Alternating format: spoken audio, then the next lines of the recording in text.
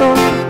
Nasilip ko sa dyaryo ang ating teritoryo. Binigay na sa Chino. Ang sabi ng palasyo, utang ng loob ito. Wag daw tayong magreklamo para sa ating pag-asenso. Oh, nagbabago. Oh, nagbabago. Anong klaseng pagbabago?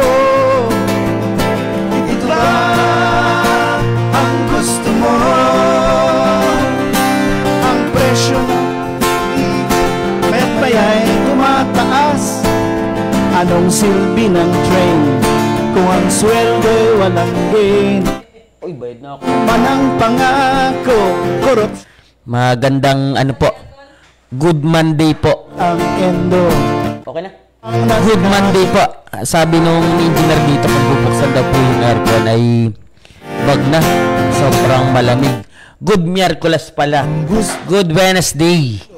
At Sorry po, talagang nahihiwalay na tayo sa araw. Dahil mukhang mukhang kumukulang ang tulog. ano ba? Kumukulang din po kasi yung tama naman ho yung serbisyo, Ano? pero mali yung yung tulog. Pag kulang daw sa tulog, ay nalilimutan mo na yung panahon, yung araw. Nagbabago.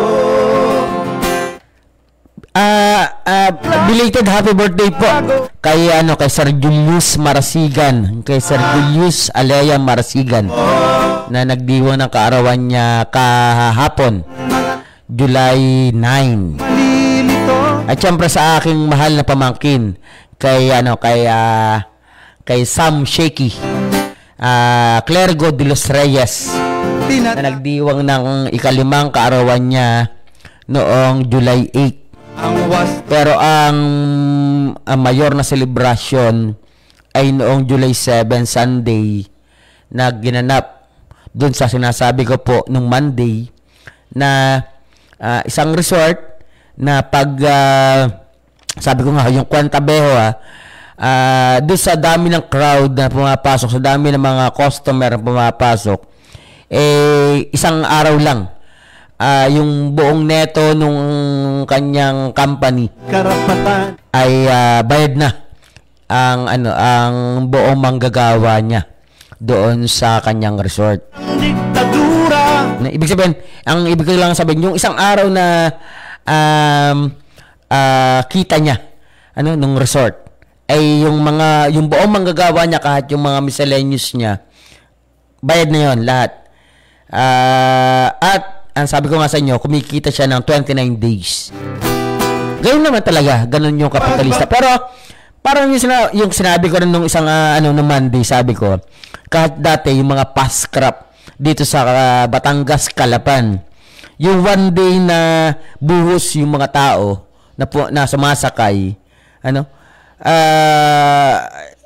yung isang araw na yon, kaya yung kinita ng barko, nung past crop nung araw na yon, kaya na niyang swelduhan isang araw ang kanyang mga manggagawa sa paggawa sa barko. Ibig sabihin, yung lahat ng crew, kaya na niya yung isang araw lang na yon ay sweldo na ng mga crew. At tumutubo yung may-ari ng past crop at yung may-ari ng resort na sinasabi ko po ng 29 days. At tayo naman siyempre, sabi nga nung ilang mga manggagawa, kaysa naman po walang trabaho. Oo nga po, pero ang atin ay gusto natin ng patas, ibig sabihin pantay na sweldo para sa manggagawa at doon sa kapitalista, ibig sabihin sa nagnenegosyo. Tayo naman, wala naman tayong problema doon sa ganong hatian ng kita.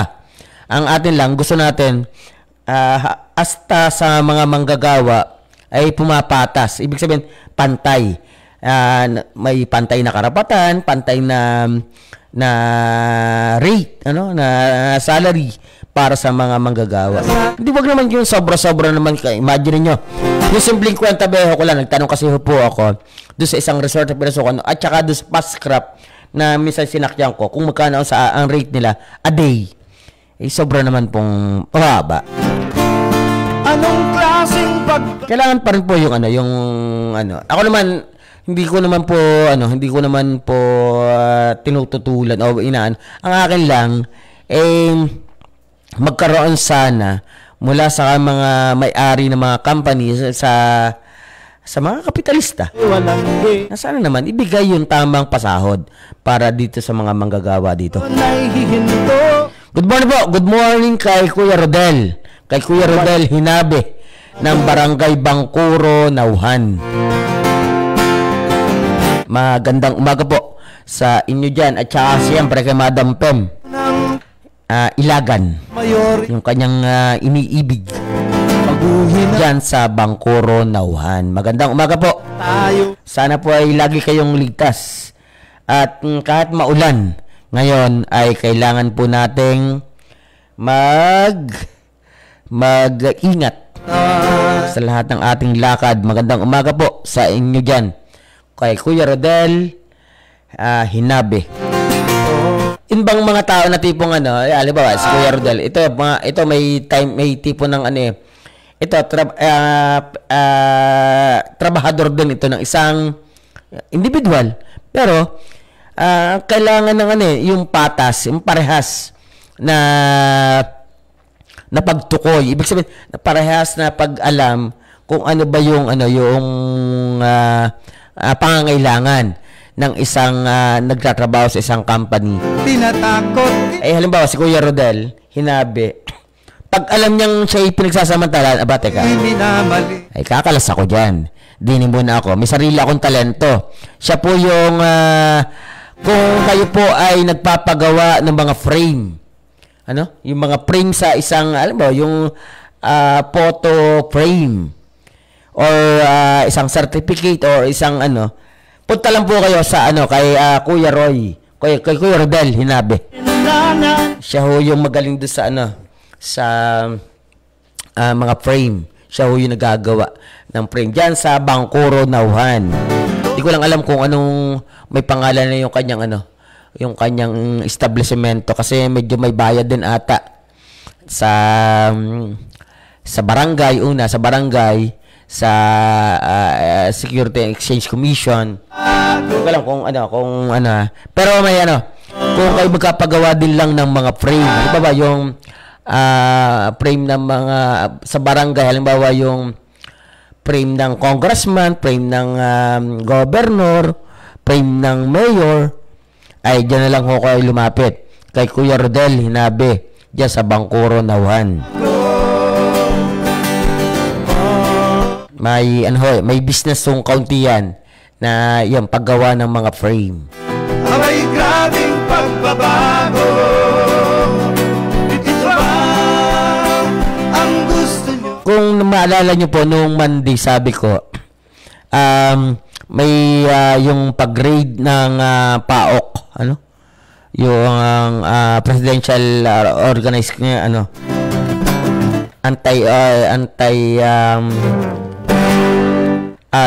yung raid nila ng PAOK, yung kung naalala niyo yung sa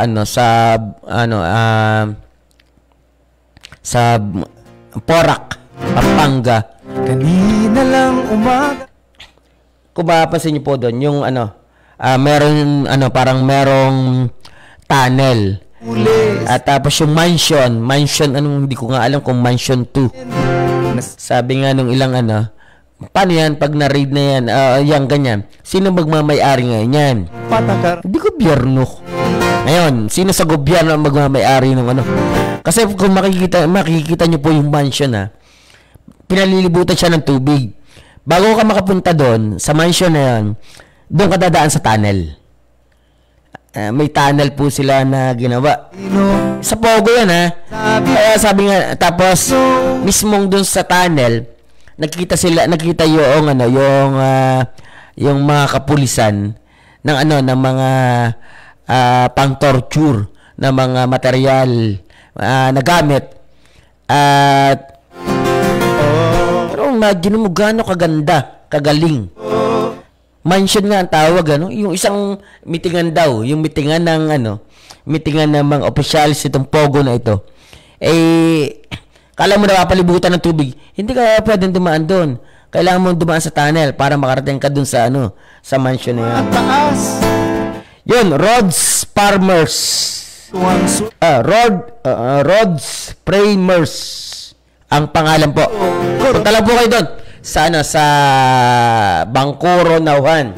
Kung magpapagawa ko kayo ng mga frame, photo frame, picture frame, or yung sabi ko nga ho sa inyo, yung halimbawa sa isang barangay, may mga pinagagawa yung may pinadadala yung barangay pinagagawa yung barangay captain, may mga frame, congressman, governor, at mayor, at saka yung kapitan.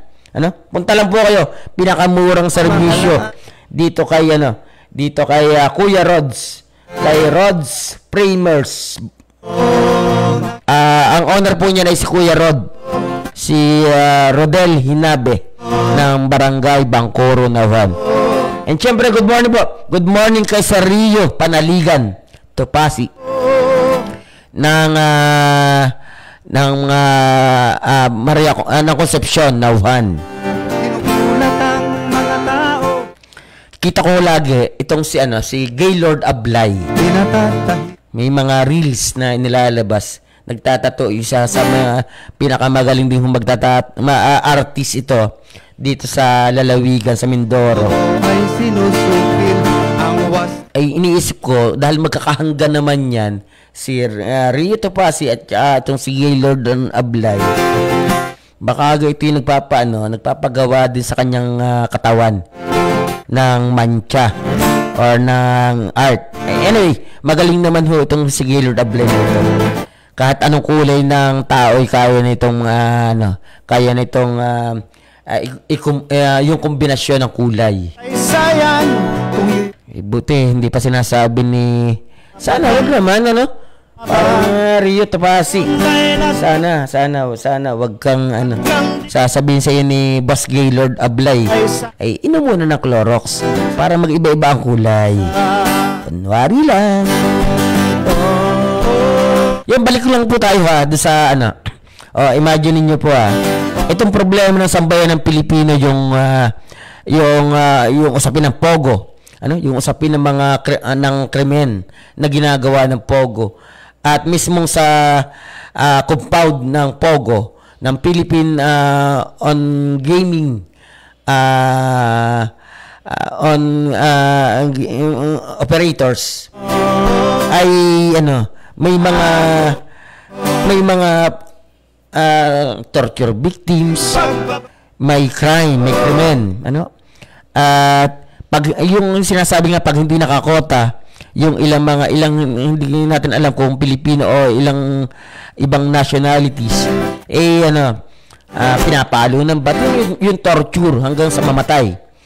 Nagtataka naman tayo na nangyayari ito sa bansa natin na ang mismong mayor na nag-ooperate ay mga Chinese, yun yung pinaka-head nung Pogo. Samantalang ang China mismo ay walang ganitong operasyon. At majority nitong mga tao na involved dito sa Pogo na ito ay wanted sa China. Ang sasakyan. Kumusta ang dating presidente? Para talagang traidor. Para talagang traidor ang bansang Pilipinas. Kahit po dun sa usapin nitong si Apollo Kibuloy na ngayon ay may patong ng 10 million para laang mahuli kung sino magturo po kay Apollo Kibuloy. Ayoko mo sabihin yung pastor, bla bla bla, or anong reliyon, anong sekta. Kasi hindi naman tayo, halimbawa, sabi ko nga, minsan, ako, katoliko po ako. Pero pag alam ko mali yung institution, mali yung nagpapagalaw sa institution, sorry. Kasi ang nagpapagulo ka talaga ay kung sino yung yung nagpapagalaw doon sa lahat wasto, lahat maganda ang gawi. Ibig sabihin, ang sinasabi ko, halimbawa yung kay Apollo Kibuloy na ito, ayos yung pero yung daloy at yung pinagagawa sa tao ay mali. Droga at ang endo. Kaya minsan kailangan din natin pag-aralan, hindi yung kahit nga sa Catholic tayo, sabi nga natin, okay ang institution pero mali ang operator. At mayori. Mahirap pag ganun, no? Pag nakikita natin na may samplang sa nagpapagalaw, nagpapaikot nung isang religion. Sorry po, pero yung institution tama, ganito yung yung dapat sundin. Ganito yung pangaral ng Panginoong Hesukristo. Abay, wasto po 'yan. Pero yung sabi nga natin, yung mga tao mismo nagpapagalaw doon sa institution, ay pagbali na 'yon, ay hindi nakapaniwala 'yon. Anong klase? Good morning po. Good morning kay kapatid na Kamal. Kamal Panuntungan Mamungkal ng kapatid nating Muslim dito sa ating lalawigan. At syempre, sir, kailan ga ang iyong kailan kayo diyan sa Socorro? Malapit na ang foundation ng Socorro. Ang alam ko, may mga kapatid tayong Muslim dyan na yung RTW nila. Kumusta? Pag naandyan na kayo, nag-operate na, Sir Kamal, usap tayo ng kaunti po. Good morning po kay Sir Kamal, kay kapatid na Kamal Mamungkal ng Muslim community dito sa ating lalawigan. Karapatan. Siyempre, good morning sa panonood ni Sir Joey Antonio na nga ang award yung tinanggap ganito. Sakang diktadura. Pero yung mga Hall of Famer, ayan si Sir Joey Antonio, kung matatandaan, kahit kahit yung mga bagong sibulang, yung mga Gen Z ngayon, kilala. Kasi, artist din ito Itong mga artist ng Oriental Mindoro. Shoutout po kay Ma'am Jenny Matining ng MDE RMO ng Nauhan. Magandang umaga po kay Madam Jenny Matining. Ang pagbati po ay mula kay Sir Rio Panaligan Topasi. Abay, grabe. Ano nga yun? Ano yung award ni Sir Joey? Ito ba? Sir Joey Antonio. Sabi ko nga, kahit yung mga Gen Z ngayon, kahit aabot nga ito yung buong Oriental Mindoro. Pag kailangan nyo din lamang ng artista at manulat at director or choreographer, punta nyo si Sir Joey Antonio. Mga yung pagsaludo natin sa mga tao na alam nating malaking ambag sa ating lalawigan, dapat. Pero wag naman yung mga politiko wala na nga kasinong ambag nakakasakit pa Ang sasakyan, bulok pa ang patakaran. Magandang umaga po sa MD RMMO ng Nauhan. At syempre sa kanilang hepe, kay Sir parang rin ang pangalan? Si Rolly din yun. Ang sabi ng Magandang umaga po sa MDRMO Nauhan na lagi-lagi paggartong maulan ay sila yung busy. At yung kabuuan pati nung province, nung PDRMO, paggartong maulan, tapos ang ulat ng Philippine Atmospheric Physical Astronomical Service Administration ay SEMP lang. Pero hindi naman naging pero may mga kung kahapon yung may nawawalang 6 na pasahero ng pickup at natagpuan yung isa na bata, patay na, ay naanod dun sa Negros ba yun? O Davao. Sa isang creek, bigla po talaga yung pag-ulan. Ngayon, hindi natin masisisi yung Pag-asa. Kasi hindi naman talaga ganun ka-fluent yung kanilang pagtukoy sa dami ng ulan. O kahit sa lakas ng hangin. Hindi natin masisisi yung ating weather forecast. Mas focus na lang po tayo na kung tayo ay kung tayo mga irresponsibleng tao, merong climate change, merong global warming na gaganap, tuloy-tuloy ang pagtatapon natin ng simpleng mga basura. Yan po ang mangyayari. Baha. Pero maliit lang, sabi nung isang kaibigan natin, parang maliit na volume lang ng basura yung naproproduce ng isang pangkaraniwang mamamayan. Bakit hindi na daw natin sabihin sa gobyerno yung ilang mga malaking establishmento, daw yun, kagaya ng Jollibee, McDonald's, Chowking, pa yan, Kenny Rogers, ba yun? Pero mas tama yun. Isa sa mga maraming nagproduce din ng basura. Kahit yung sinasabi ko nga po, yung simpleng yung pinuntahan kong resort ng Sunday, nung nagtanong ako dun sa mga namumulot ng basura, hindi ko alam kung maalam siya ng isang araw daw, pag maraming tao, 1 toneladang basura. 100,000 kilos?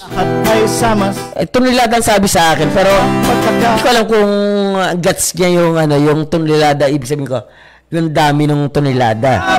Pero ganun sinasabi niya po sa akin na yung resort ay paglalo pa pag seasonal, ibig sabihin halimbawa bakasyon ng mga bata or may holiday, ay kaya mag-produce ng almost 1 tonelada na basura.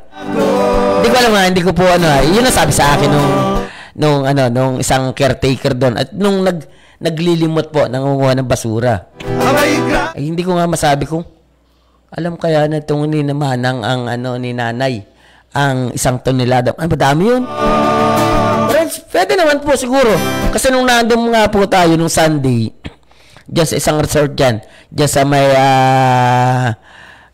dito sa Calapan City, sa Barangay Sapul, kita natin talaga yung dami ng basura na naproproduce. Lalo pa kami nasa cottage number 9 C9. Medyo stricto tayo sa mga basura kaya limot tayo ng limot.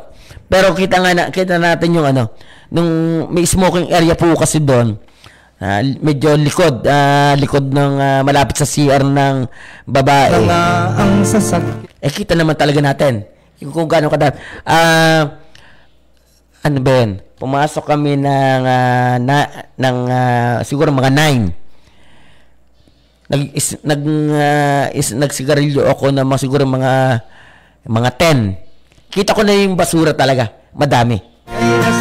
Kaya nung tinanong ko doon kay Manang, sabi ko, Nay, Manang, gano'ng kadaming basura ang naproproduce pag occasionally or mga holiday, yung puno yung crowd dito sa inyong resort. Sabi niya 1 tonelada. Kaya ng 1 tonelada daw. Yung basurang plastic nakakalungkot na sa kabila na ang Calapan City ay may mandato na bawal ang paggamit ng plastic. Pero yung ilang mga establishmento ay tuloy-tuloy ang paggamit ng plastic. Nakakalungkot po yan. Dahil ang kaya lang nating ibig sabihin, ang kaya lang natin na patawan ng kung anumang sa violation sa paggamit ng plastic ay yung mga yung may hirap lang na mga mag-iisda, yung mga magtitinda, yung magkakayod dyan sa sa palengke ng nyug, yun yung mga pinaplastic yung mga magkakarne. Pero yung malalaking establishmento, kung hindi natin kakayanin, mukhang hindi. Kasi tuloy ang gamit nila tuloy ang gamit ng plastic. Pero ako saludo ako doon sa sa Calapan City, sa Dereje at sa mandato nung mayor ng Calapan City. Kasi merong ganitong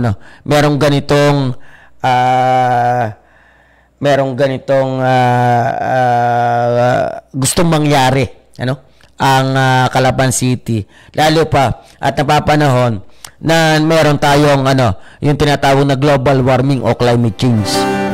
Dapat sana, sabi nga natin, sana yung kahit yung provincial government magkaroon magtulungan tayo sa usapin ng pangangalaga sa kalikasan at sa usapin ng paano natin lalabanan itong global warming na ito. Ako, pag nakikita ko yung mga pag-iwas sa plastic or hindi paggamit, yung mga bayan ako natutuwa ako doon. Kahit pa hindi ko kilala yung mayor doon o kahit hindi ko kilala yung yung mga opisyalis doon ng isang bayan. Pero ako nayayamot ako na may gartong mandato mismong capital ng Oriental Mindoro, Calapan City. Pero anong mandato naman ng provincial government sa usapin ng pangangalaga ng kalikasan? Ay simple nga lang yung ginagawa ng Calapan City. Yung mandato niya para malabanan itong global warming o yung climate change, tanggalin ang paggamit ng plastic, lahat yan ay yung recyclable. Pero bakit walang mandato itong provincial government? Hindi natin kasi kahit naman tayo yung ilang mga nagtitinda ng uling, yung nagtitingi-tingi po dito sa atin sa Calapan City, alam nga naman ilagay mo. Pero may iba gumagamit ng papel yung pagtitingi ng uling. Ang sabi naman ng mga nagtitingi na iba, yung pag bumili sila ng 290 na uling na isang sako, ay napapagtama nila ito hanggang 350. Ibig sabihin, tumutubo ng 60 pesos sa isang sako. Pero mas madali daw mag-repack dun sa plastic kumpara dun sa uli kasi nabubutas. Anyway, tama din naman kasi pag may bumili, lalo pa mga bata, bago na ulan ng uling, ay kaunting basa dun, laglagan ng uling. Pero okay lang po. Tayo sabi natin, basta yung mga ito nalalapit na uli yung midterm election, 2025 midterm election. Sana po ay magkaroon tayo ng tamang disposisyon paano natin iluluklok ang tamang tao na nagmamahal sa kalikasan. Good morning po. Good morning kay Ate Glenda. Kay Ate Glenda Landicho na ngayon ay nanonood sa atin at ito'y busy sa kanyang opisina siguro dito sa City Hall. Good morning po. Good morning kay Ate Glenda Landicho ng Barangay Ibaba East. Siyempre sa mga kamag-anak natin dyan, kina Ate Alona sa may Batangas. San Pascual, kay Alan, kay Jimwell, kay Aldem, kay Allen, kay Atelona, kay Kuya Marlon Ablay. Sino pa? Baka may nakakalimutan ako sa mga kamag-anak namin dyan. Magandang umaga po sa Diamante Ablay Malabrega family. diyan sa Batangas City. Ang sweldo walang gain. Na lagi-lagi ay gusto lagi maghahanap ng tali, kagaya ni Aldem Malabrega, na kala mo lagi ay diabetic naman, hindi pa kaya ang kayanin, kunwari lang. At syempre kay Allen, ito yung pamangkin ko na miss ko na nung nakita ko yung profile pic ay kamukha ng Atalona, ay dinad ko na agad Tayo. pero iba yung pangalan. Yung Allen niya ay parang binaligtad. Yung Malabrega binaligtad din. Pero Allen, good morning sa'yo. Magandang umaga kay Allen Malabrega. Na ngayon atay nasa ibang bansa. Hindi ko alam kung Dubai ba ito o Singapore. Magandang umaga sa'yo. Aking pamangkin na matagal nang hindi nakikita. Anong klaseng pagbabago? Sabi ni Ate Glad na maulang umaga daw. Ay talagang kahapon pa. Talagang napakaulan. Hindi na nga tayo nakaginda din sa May Socorro. Nag-i-invite sa atin si Sir Joel Luarca. Lyson Luarca. Nung isang araw na bisitahin daw yung sa May Panggulayan. Dahil may may mga panis na na pagkain. Hindi na tayo nakaginda. And syempre, good morning po kay Alan Hernandez na dating taga Lumambay, ngayon pala ay taga rito na sa may mahal na pangalan sa may Ubasan. At mas ang lagi nito lagi Dubai din. Magandang umaga sa iyo, Alan Hernandez. Iyurap ka ng karapatan din ang lumaban. Doon kay nagkaedsa, bumagsak ang diktadura. Lahat ay sa... At syempre, good morning. Good morning kay Maria Siren.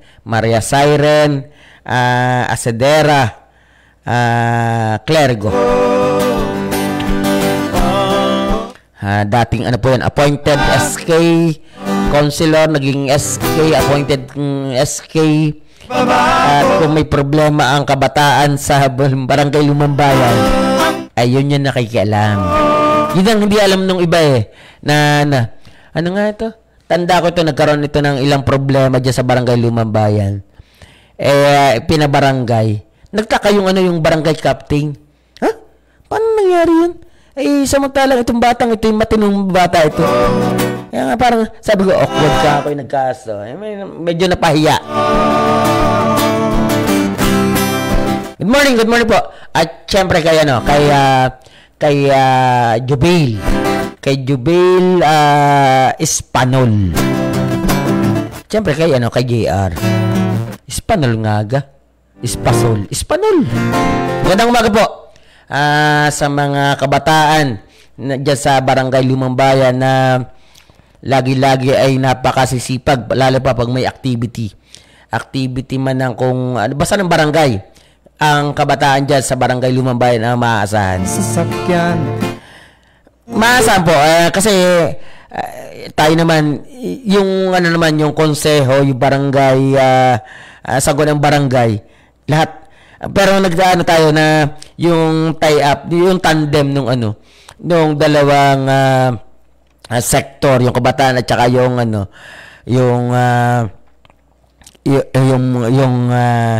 barangay, mga barangay officials, pag nagsama talaga boom. Ibig sabihin, maganda yung nagiging relasyon. Ang sabi ng palasyo, utang ng lobito, wag daw tayong magreklamo para sa ating pag-asenso.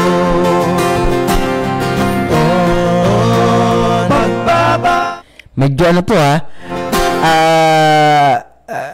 hindi natin alam yung weather forecast pero yung sabi nga po natin, yung biglaan na pangyayari dito sa Davao City at Negros Oriental Occidental, yung biglaang pagbaha nung Kamakalawa na nagdulot ng ewan ko kung fake news ito pero yung lumabas sa national media, parang yun sa isang pickup nga, isa ang patay, na inanod yung pickup, at 6 ang nawawala. At ang isa sa mga nakitang patay ay bata. Pero yung kasabay ng mga news na yon ay parang 47 ba yung nawawala, ilang pamilya yung nawala ng bahay dahil sa biglaang pagbaha. Buhin ng gobyerno, federalismo na tayo. Kaya medyo malungkot isipin na garto ang nangyayari sa bansa natin na hindi nagiging concern ang mamamayan sa usapin ng climate change. Dapat po tayo mismo, kahit tayo dito sa MIB4 online radio sa Pilipinas, sa Mabuhay Mindoro, Mabuhay Pilipinas, panay ang paalala natin. Tayo naman, nag-umpisa tayo dito noong 2022. Ang gusto mo 2021. Nag-umpisa tayo dito na ang sinasandigan natin lagi ay paano natin pangangalagaan ng kalikasan. martial law. At kahit yung MIB4 may ang ilan sa mga objectives yung pangangalaga sa kalikasan. Pero sabi nga natin, tayo dito yung Mabuhay Mindoro, Mabuhay Pilipinas, tuloy-tuloy ang ating paalala sa mamayan. Sa usapin ng sino ang iluluklok natin, sa usapin ng sinong huhubada natin na mga politiko para malaman kung sino ang iluluklok natin, sino ang dapat iboto, at kaalaman kung paano natin pangangalagaan ang kalikasan. Yun ho yung isang main objective ng Mabuhay Mindoro, Mabuhay Pilipinas. At kahit hanggang sa renewable energy na sinasabi ni Attorney Judge Mark Marcos dati, tayo naniniwala tayo doon na kung tutugunan at popondohan ng gobyerno itong ganitong klase mga proyekto, ay hindi sana papatay-patay sinda ang kuryente natin at hindi sana napakamahal ng kuryente natin. Alam mo, natutuwa tayo. Sabi sa atin, yung mga text sa atin pagkatapos natin mag-live sa Facebook. Talakayin daw lagi naman ang usapin ng kuryente sa Mindoro. Siguro tuloy-tuloy ho kami sa pagtalaka niya ni Sir Ed Bansera. Siguro Saturday, Sunday. Kailangan ho yan Sabi din dun sa yung ilang mga kaibigan natin dito, alam mo, kay Sir Joey Atwell, parang may mga comment minsan na ba't daw hindi talakayin ang usapin ng kuryente. Kahit dito kay Sir Lino Amarias, di pakikiusapan natin na matalakay. Nagtataka sila na tayo may sagot lang natin yung mahal. Yung mahal ng per kilowatt na gamit. Yung sabi nga natin, yung Batangas City, yung Batangas ay 5 pesos lang per kilowatt.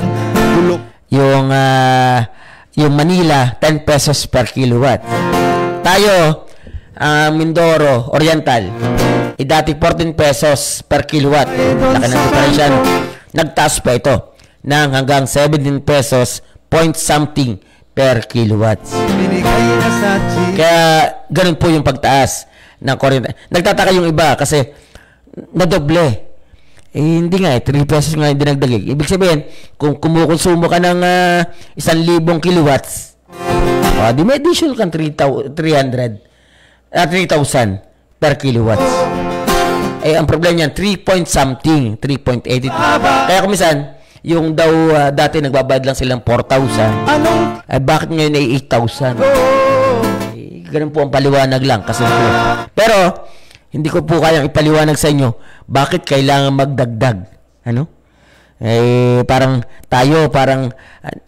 sinasabi natin, ang sinasabi ng Ormeco, bumibili lang tayo ng enerhiya sa kung anumang company. Pero tagal Tagal na natin ganito. Sana nag-iisip yung lingkod bayan Saan nag-iisip yung probinsya, yung namumuno sa probinsya, paano na hindi dapat bumili ang Mindoreño para makamura sa usapin ng elektrisidad. Federal. Ang dami natin dito source of water, yung rapid water. Ewan ko, yung geothermal diyan sa Malbar ba 'yon? Melgar. Diyan sa Nauhan. Kasi yan po isang mga kailangan natin tingnan natin yung windmill diyan sa Puerto Galera. Pwede naman natin may matataas pa tayong mga kabundukan diyan. At open na pwede natin pagtatayuan ng windmill. May mga hydro tayo, marami tayong tubig. Marami tayong source of water. Imagine mo, only in the Philippines. Only in the Philippines, 3/4 ng kabuuang area ng Pilipinas ay puro tubig. Pero wala tayong maayos sa tubig. Wala tayong elektrisidad, enerhiya na galing sa tubig. Kung meron man, pautik-utik, pa iba-iba. Ako kumisan pag inaano natin, ano ba talagang gustong gawin ng gobyerno? Mag-negosyo ba? O talagang maglilingkod sa bayan? Kasi halimbawa yung Mindoro, matagal na po madami lang kada eleksyon, slogan nga nila yan naging slogan ng isang politiko. At gamit-gamit yung mahihirap, gamit-gamit yung problema nung sambayan ng Mindoreño. Pero wala namang nangyari. Tadura, lahat ay sama-sama. Hindi natin alam kung isip-isip. Sabi nga natin, yan ang gusto. Ito ang gusto. Paano naman ang gusto ng sambayan ng Pilipino? Nagbabago, may grabing pagbabago. Ito ba ang gusto mo? Wala na po tayong oras. 10:06. Medyo umagaw na tayo ng 7 minuto sa susunod nating May grabing pagbabago. Ito po ang inyong lingkod, Omar Clergo po. Ito ba? Kami po ay naglilingkod sa bayan, sa Diyos, sa kalikasan at mamamayan. Maraming salamat po. Maraming salamat at magandang umaga po.